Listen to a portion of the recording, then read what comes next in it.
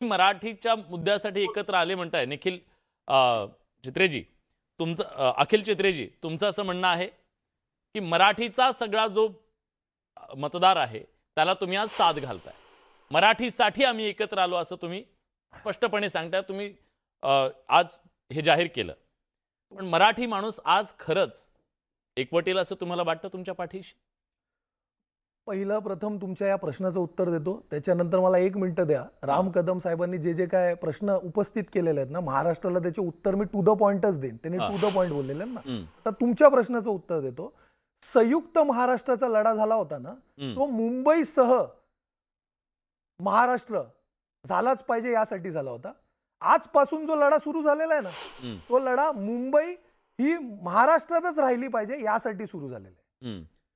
आणि मराठी माणूस आज नाहीये महाराष्ट्रात, तोडायचा डाव चालू आहे ना, षडयंत्र सुरू आहे ना त्यांचं. आज आपण जर पाहिलं तर एक ॲनाकोंडा मुंबईला गिळण्यासाठी हा जो काय त्याचं काय पूर्ण घेराव घालून मुंबईला जो बसलेला आहे ना, त्या ॲनाकोंडाला फाडण्यासाठी हे महाराष्ट्राचे 2 वाघ आज एकत्र आलेले आहेत. आणि ते वाघ एकत्र आल्यामुळे जे काय या राजकारणाच्या जंगलात जे काय सगळे भितरलेले आहेत ना, जसं अभ्यंकर साहेबांनी आता सांगितलेलं आहे की सकाळपासून त्यांचे जे काय वारंवार खोटे आरोप सुरू आहेत. आता मी येतो टू द पॉइंटवर. तुमच्या प्रश्नाचं उत्तर दिलं, आता टू द पॉइंट.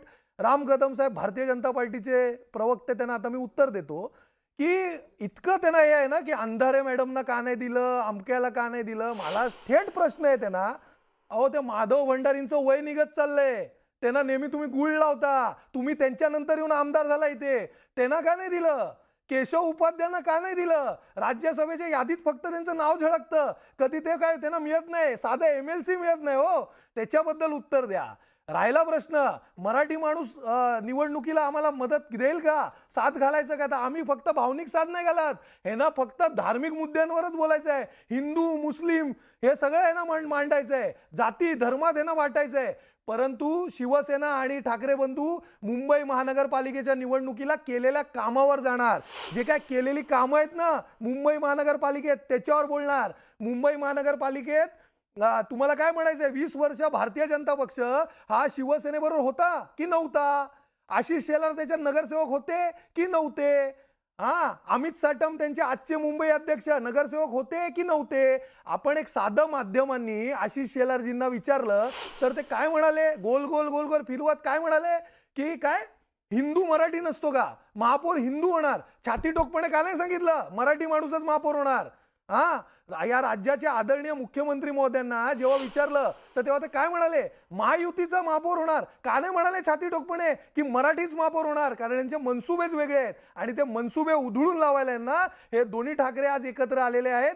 आणि ठाकरेंची जे काय मनशा आहे ना, ती फक्त मराठी माणसाला त्याचा न्याय हक्क इथे मिळाला पाहिजे. मराठी माणसाचा हक्क हे मुंबईवर आहे आणि मुंबई तोडण्याचं जे काय त्यांचं डाव नाही दिसत नाही का? बुलेट ट्रेन कोणासाठी केलं हो? बुलेट ट्रेन हे लांबचा पल्ला गाठण्यासाठी असतं की जवळचं? वारंवार राजसाहेबांनी पण सांगितलंय का कुठे गुजरातला काय ढोकळा खायला जायचंय का सकाळचं नाश्ता करायला? काय करायला? गुजराती माणसाला मुंबईत आणायला? वाढवण बंदर मध्ये स्टेशन नव्हतं बुलेट ट्रेनचं. राम कदम साहेब आमदार आहेत, त्यांना माहित नाही कशाला तिकडे आणलं स्टेशन? काय तुम्हाला मी विचारतो मला आणखी पाहुण्यांना